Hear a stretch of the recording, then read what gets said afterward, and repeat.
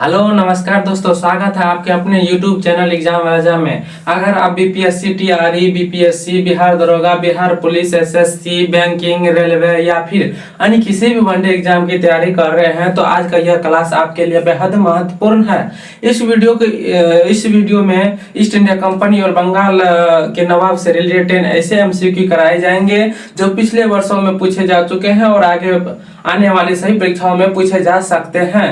इसलिए वीडियो को बिना स्किप किए लास्ट तक जरूर देखें, क्योंकि आखिरी में मैं एक होमवर्क के तौर पर एक क्वेश्चन दूंगा जिसका आंसर आप लोग को कमेंट बॉक्स में देना है। तो चलिए बिना किसी देरी का आज क्लास को शुरुआत करते हैं। उम्मीद करते हैं कि वीडियो सब सही चल रहा होगा। अगर कोई भी परेशानी हो तो आप लोग बताएंगे, ठीक है। देखिए आज का पहला क्वेश्चन क्या कर रहा है। क्वेश्चन नंबर फर्स्ट में, पलासी के युद्ध में सिराजुद्दौला का हार का मुख्य कारण क्या था। पलासी के युद्ध में जो सिराजुद्दौला का हार हो जाते हैं उसका मुख्य कारण क्या था, उसका हारने का मुख्य कारण क्या था, बताएं आप लोग। बताइए तो पहले आप लोग, उसके बाद आंसर हम बताएंगे, ठीक है। देखिए हम जब भी कोई क्वेश्चन करते हैं तो पहले आप लोग वीडियो को पॉज करके पहले अपना आंसर बताने की कोशिश कीजिएगा, उसके बाद मेरा आंसर देखिएगा। इससे होगा कि क्या कि जो जब आप पिछले कभी पढ़े होंगे उसको भूल चुके होंगे, अगर उस पर जो है थोड़ा सा थिंकिंग करेंगे तो याद आ सकता है। अगर याद आ गया तो उम्मीद दिलाते कि वो अधिक समय तक क्या होंगे, याद रहेंगे। इसलिए आप लोग से रिक्वेस्ट रहेगा कि पहले थिंकिंग करके पहले आप अपना आंसर बताएंगे, उसके बाद मेरा आंसर देखेंगे, ठीक है। अगर हम इसका बात करें क्वेश्चन नंबर फर्स्ट में, तो पलासी के युद्ध में जो सिराजुद्दौला का हार हुआ था उसका मुख्य कारण क्या था, तो उसमें था उसका मुख्य सेनापति कौन था, तो याद रखेंगे मीर जाफर। मीर जाफर जो थे सिराजुद्दौला का मुख्य सेनापति थे, जिसने क्या किया उसके साथ, सिराजुद्दौला के साथ क्या किया, विश्वासघात कर लिया था। तो मीर जाफर, देखिए यहाँ पर इसका मुख्य सेनापति मीर जाफर, कौन, मीर जाफर की विश्वासघात, मीर जाफर का विश्वासघात के कारण जो है ये सिराजुद्दौला का हार हो जाते हैं, ठीक है। ये जो है विश्वासघात करके क्या किसके साथ मिल जाते हैं, अंग्रेज के साथ मिल जाते हैं। और अंग्रेज के साथ मिलने के बाद क्या होता है, युद्ध के बाद सिराजुद्दौला के हार होते हैं और अंग्रेज की जीत हो जाती है। अगर क्वेश्चन नंबर आगे की बात करें, क्वेश्चन नंबर 2 में देख क्या कर रहा है, मीर जाफर को अंग्रेज ने नवाब क्यों बनाया, बताइए। अंग्रेज ने जो है मीर जाफर को बंगाल का नवाब क्यों बनाया, बताइए तो पहले आप लोग। उम्मीद करते हैं कि आप लोग सभी इसका आंसर कमेंट बॉक्स में दे दिए होंगे। अगर हम इसका बात करें तो उसने जो है अंग्रेजों के साथ दिया था, इसलिए जो है इसको अंग्रेज का क्या बना दिया, बंगाल का नवाब बना दिया था। मीर जाफर को अंग्रेज ने नवाब क्यों बनाया था, क्योंकि अंग्रेज का साथ दिया था। पलासी के युद्ध में क्या हुआ था, अंग्रेज का साथ दिया था, अंग्रेज का साथ दिया था, इसलिए इसको क्या कर दिया गया, जीत होने के, उस युद्ध में जीतने के बाद अंग्रेज ने इनको बंगाल का नवाब बना दिया। अगर क्वेश्चन नंबर आगे की बात करें, क्वेश्चन नंबर 3 की, देखिए क्वेश्चन नंबर 3 में क्या करा है कि पलासी के युद्ध के बाद कौन सा संधि हुआ, बताइए। पलासी का युद्ध जो हुआ, सबसे पहले आप लोग ये बताइए कमेंट बॉक्स में कि पलासी का युद्ध कब हुआ था। इससे पिछले क्लास में हम बता चुके हैं। अगर आप लोग नहीं देखे उसको जाकर नहीं देखे हैं तो आप लोग से रिक्वेस्ट रहेगा कि उस वीडियो को भी जाकर देख लीजिए। उसमें बता दिए हैं कि पलासी का युद्ध कब हुआ, बक्सर का युद्ध कब हुआ, किनके बीच हुआ, ये सब कुछ के बारे में बता चुके हैं। ये क्लास नंबर 3 रहने वाला। इससे पहले 2 क्लास इससे ईस्ट इंडिया कंपनी और बंगाल के नवाब से रिलेटेड 2 क्लास कंप्लीट हो चुका है। अगर आप लोग नहीं देखें तो उसको भी जाकर देख लीजिएगा, ठीक है। उसमें हम बता चुके हैं पलासी का युद्ध कब हुआ था, किनके मध्य हुआ था, और बक्सर का युद्ध कब हुआ था। बहुत सारा यानी 20 क्वेश्चन उसमें करा चुके हैं और 2 क्वेश्चन होमवर्क के तौर पर करा चुके हैं, ठीक है। ये आज क्लास नंबर 3 रहने वाला है। देखिए पलासी के युद्ध के बारे में बात करें कि पलासी के युद्ध के बाद कौन सा संधि हुआ, तो याद रखिएगा अलीनगर की संधि। कौन सी, अलीनगर की संधि, अलीनगर की संधि, अलीनगर की संधि, ठीक है, याद रखेंगे अलीनगर की संधि। और ये जो पलासी का युद्ध हुआ किनके मध्य हुआ, बताइए। इसका भी आंसर आप लोग कमेंट बॉक्स में बताएंगे। अगर आप लोगों को नहीं पता है तो पहले आप लोग जो है क्लास 1 और क्लास 2 जरूर कंप्लीट कर लीजिएगा, ठीक है। चलिए पलासी का युद्ध के बाद कौन सा संधि हुआ था, तो अलीनगर की संधि, ठीक है। उसके बाद क्वेश्चन नंबर 4 की बात करें तो क्वेश्चन नंबर 4 में क्या कहा है कि अलीनगर की संधि किनके बीच हुई, बताइए। यानी अलीनगर की संधि जो हुआ किनके मध्य में, ये अलीनगर की संधि होते हैं।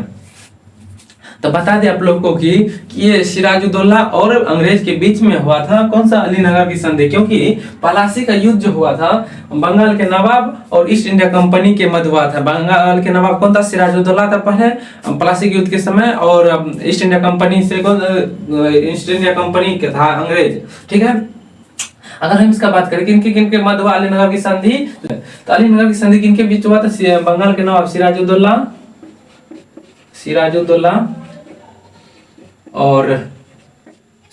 और अंग्रेज के बीच। ठीक है, ये दोनों के बीच जो है अलीनगर के संधि होता है। ठीक है, सिराजुद्दौला और अंग्रेज के बीच। अगर हम बात करें, ये बताइए आप लोग कि ये जो संधि हुआ अलीनगर की संधि, ये कब होते हैं, बताइए अलीनगर की संधि कब होते हैं। इसका आंसर आप लोग कमेंट बॉक्स में जवाब देंगे। ठीक है, अगर क्वेश्चन नंबर आगे की बात करें हम, क्वेश्चन नंबर 5 में देखिए क्या कर रहा है, बंगाल में द्वैध शासन की व्यवस्था किसने लागू किया। इससे पहले आप लोग ये बताएंगे कि द्वैध शासन का जनक किसको कहते हैं। ये भी क्वेश्चन हम करा चुके हैं पिछली क्लास में। आप लोग से रिक्वेस्ट है कि उसको भी जाके जरूर देख लीजिएगा। उसमें ये हम पूरा व्याख्या तरीके से जो है हम बता चुके हैं कि बंगाल में द्वैध शासन का जनक किसे माना जाता है और द्वैध शासन का जनक किसे माना जाता है। तो ये सब बता चुके हैं, आप लोग उसको जाके देख लीजिएगा, नहीं देखे हैं तो। ठीक है, अगर हम इसका बात करें क्वेश्चन नंबर 5 की, बंगाल में द्वैध शासन की व्यवस्था किसने लागू किया, तो याद रखिएगा रॉबर्ट क्लाइव। ठीक है, लेकिन यहाँ पे जो है द्वैध शासन का जनक रॉबर्ट क्लाइव को नहीं कहा जाता है। इसका आंसर आप लोग कमेंट बॉक्स में देंगे। ठीक है, अगर नहीं पता है तो आप लोग क्लास 1 और क्लास 2 को देखिएगा, उसमें कंप्लीट हम करवा चुके हैं। ठीक है, द्वैध शासन का जनक किसे कहते हैं, और बंगाल में द्वैध शासन का जनक रॉबर्ट क्लाइव कहते हैं, क्योंकि बंगाल में द्वैध शासन की व्यवस्था जो है लाया था कौन, रॉबर्ट क्लाइव ने। अगर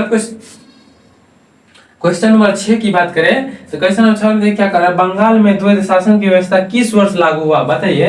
बंगाल में जो द्वैध शासन व्यवस्था लागू किया था कौन, रॉबर्ट क्लाइव। इससे पहले बताए हैं रॉबर्ट क्लाइव ने बंगाल में द्वैध शासन की व्यवस्था लागू किया था। तो किस वर्ष बंगाल में द्वैध शासन व्यवस्था लागू हुआ था, याद रखिएगा, बहुत इंपॉर्टेंट है। आज की सभी क्वेश्चन देख रहे हैं, सभी एग्जाम के लिए जो बहुत इंपॉर्टेंट है, याद रखिएगा। तो ये कब करते हैं, 1765 में, वर्ष 1765 में जो है बंगाल में द्वैध शासन क्या करते हैं, द्वैध शासन व्यवस्था लागू करते हैं कौन, तो रॉबर्ट क्लाइव के द्वारा। आगे बढ़ने से पहले अभी तक आपने इस चैनल को सब्सक्राइब नहीं किए हैं तो चैनल को सब्सक्राइब कर लीजिएगा, और बेल आइकन को प्रेस नहीं किया तो बेल आइकन को भी प्रेस कर दीजिएगा। अगर वीडियो पसंद आ रहा होगा तो अपने दोस्तों के साथ जरूर शेयर कीजिएगा, और वीडियो को लाइक नहीं किया तो वीडियो को भी लाइक कर दीजिएगा, और जो है एक प्यारा सा कमेंट जरूर कीजिएगा। ठीक है, इस चैनल पे जो है हर एक रोज नहीं सॉरी सोमवार, बुधवार और शुक्रवार को लॉन्ग वीडियो मिलता है शाम के 7 बजे। सोमवार, बुधवार और शुक्रवार को जो है लॉन्ग वीडियो इस पर अपलोड होता है। आप लोग उम्मीद करेंगे कि आप लोग सोमवार, बुधवार और शुक्रवार को वीडियो जाकर जरूर देखेंगे, और उस पर जो है प्यारा सा कमेंट और लाइक जरूर करेंगे। ठीक है, इसी तरह जो है एमसीक्यू इस पर बिल्कुल फ्री में मिलते हैं। ठीक है, तो याद रखिएगा कौन दिन वीडियो अपलोड होता है, तो सोमवार, बुधवार और शुक्रवार को वीडियो अपलोड होता है इसी चैनल पर। इसलिए आप लोग से रिक्वेस्ट रहेगा कि चैनल को सब्सक्राइब नहीं किया तो चैनल को सब्सक्राइब कर लीजिएगा, ताकि इंपॉर्टेंट क्लास जो है उस क्लास यानी वो क्लास नहीं छूटेगा आप लोग से। ठीक है, बेल आइकन को प्रेस कर दीजिएगा। ठीक है, अगर क्वेश्चन नंबर आगे की बात करें, क्वेश्चन नंबर 7 की, क्वेश्चन नंबर 7 में क्या कर रहा है, द्वैध शासन व्यवस्था को किसने समाप्त किया था। बंगाल में जो द्वैध शासन व्यवस्था प्रारंभ किया था रॉबर्ट क्लाइव 1765 में, तो द्वैध शासन व्यवस्था को जो है किसने समाप्त कर दिया, इस व्यवस्था को किसने समाप्त कर दिया, बताइए आप लोग। अगर हम इसका बात करें, उम्मीद करते हैं कि आप लोग कमेंट बॉक्स में बता दिए होंगे। अगर हम इसका बात करें, द्वैध शासन को लागू करने वाला कौन था, तो रॉबर्ट क्लाइव। लेकिन द्वैध शासन का जनक किसको कहा था, ये पिछले क्लास में बता चुके, उसको जाकर देख लीजिएगा। और द्वैध शासन को समाप्त करने वाला कौन सा शासक था, याद रखिएगा, वारेन हेस्टिंग्स। कौन, वारेन हेस्टिंग्स। देखिए बहुत इंपॉर्टेंट है, कई एग्जाम में पूछा जा चुका है, वारेन हेस्टिंग्स। ठीक है, याद रखेंगे, वारेन हेस्टिंग्स ने द्वैध शासन व्यवस्था को क्या कर दिया, समाप्त कर दिया। क्वेश्चन नंबर आगे की बात करें, क्वेश्चन नंबर 8 की, द्वैध शासन का जनक किसे कहा जाता है, इसका ये होमवर्क के तौर पर आप लोगों को क्वेश्चन है। द्वैध शासन का जनक किसको कहते हैं, बंगाल का द्वैध शासन के जनक ने पूछे यहाँ पर।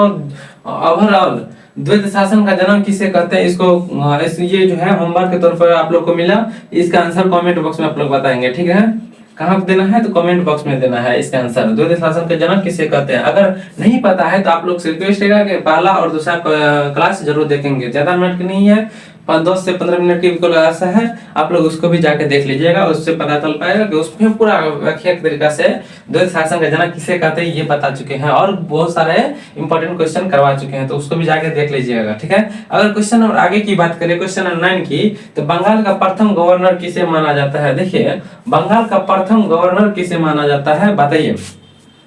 बंगाल का प्रथम गवर्नर किसको माना जाता है? तो ये रॉबर्ट क्लाइव को ही मानते हैं। किसको? बंगाल का प्रथम गवर्नर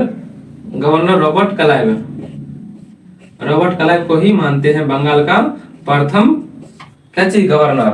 और यही गवर्नर पद को जो है आगे चलकर 1773 में रेगुलेटिंग एक्ट आते हैं। कौन सा? 1773 में रेगुलेटिंग एक्ट आते हैं, जिसके तहत ये गवर्नर पद को क्या कर दिया गया? बंगाल के गवर्नर जनरल कर दिया गया। बंगाल का गवर्नर जनरल कर दिया गया 1733 के रेगुलेटिंग एक्ट में। अब अगला क्वेश्चन है, क्वेश्चन नंबर 10 की बात करें तो बंगाल में प्रथम गवर्नर जनरल कौन बने? जब पहले गवर्नर का पद था तो उसमें सबसे प्रथम गवर्नर किसको माने जाते? रॉबर्ट क्लाइव के। लेकिन 1773 में रेगुलेटिंग एक्ट आते हैं, जिसके तहत गवर्नर के पद को नाम चेंज कर क्या कर दिया गया? तो बंगाल का गवर्नर जनरल। तो बंगाल के गवर्नर जनरल जो उसका पद का नाम कर दिया गया था, तो बंगाल का प्रथम गवर्नर जनरल कौन था? याद रखिएगा, कौन सा? तो वारेन हेस्टिंग्स। कौन सा? Warren Hastings. वारेन हेस्टिंग्स, ठीक है, वारेन हेस्टिंग्स याद रखिएगा। अगर क्वेश्चन में ये पूछ दिया जाए कि बंगाल के गवर्नर का नाम बदलकर, यानी गवर्नर का पद बदलकर भारतीय बंगाल का गवर्नर जनरल कब कर दिया गया, कौन सा एक्ट के तहत कर दिया गया? तो याद रखिएगा 1773 के रेगुलेटिंग एक्ट के तहत जो है इसका नाम चेंज कर दिया गया। और प्रथम गवर्नर जनरल बनने वाले कौन थे? वारेन हेस्टिंग्स है, ठीक है। क्वेश्चन नंबर 11 करने से पहले अगर अभी तक आपने चैनल को सब्सक्राइब नहीं किए हैं तो अभी कर लीजिए। रोज इसी तरह जो है इस पे इंपॉर्टेंट एमसीक्यू बिल्कुल फ्री में मिलते रहेंगे, ठीक है। तो चलिए क्वेश्चन नंबर 11 की बात करें, जो आप लोग कौन चीज के उत्तर पर आता है, ये होमवर्क। क्वेश्चन नंबर 11 होमवर्क के तौर पे है। कौन सा क्वेश्चन दे क्या कर रहा है? ब्रिटिश ईस्ट इंडिया कंपनी को दीवानी अधिकार किस मुगल सम्राट ने दिया था? दीवानी अधिकार का मतलब होता है क्या? लगान वसूलने का हक, यानी लगान जो वसूला जाता था उसी को कहते क्या चीज? दीवानी अधिकार। यानी ब्रिटिश इंडिया कंपनी को लगान वसूलने का जो हक किस मुगल सम्राट ने दिया था? इसका आंसर आप लोग कमेंट बॉक्स में बताएंगे, ठीक है। इसका आंसर कमेंट बॉक्स में बताना है। उम्मीद करते हैं कि आज का यह क्लास आप लोग को बहुत पसंद आया होगा। अगर वीडियो पसंद आया हो तो प्लीज वीडियो को लाइक नहीं किया तो वीडियो को भी लाइक कर लीजिएगा और एक प्यारा सा कमेंट जरूर कीजिएगा, ताकि हम भी मोटिवेट हो सके और आप लोगों के लिए इसी तरह आगे भी मेहनत करते रहेंगे। और इम्पोर्टेंट क्लास की जो हम इम्पोर्टेंट क्लास लेकर आएंगे आप लोग के बीच, और आप लोग के साथ मिलकर जो है उसका रिविजन करेंगे, ठीक है। तो उम्मीद करते हैं कि ये आप लोग इस वीडियो को लाइक और चैनल को सब्सक्राइब जरूर कर दिए होंगे और एक प्यारा सा कमेंट जरूर कर दिए होंगे।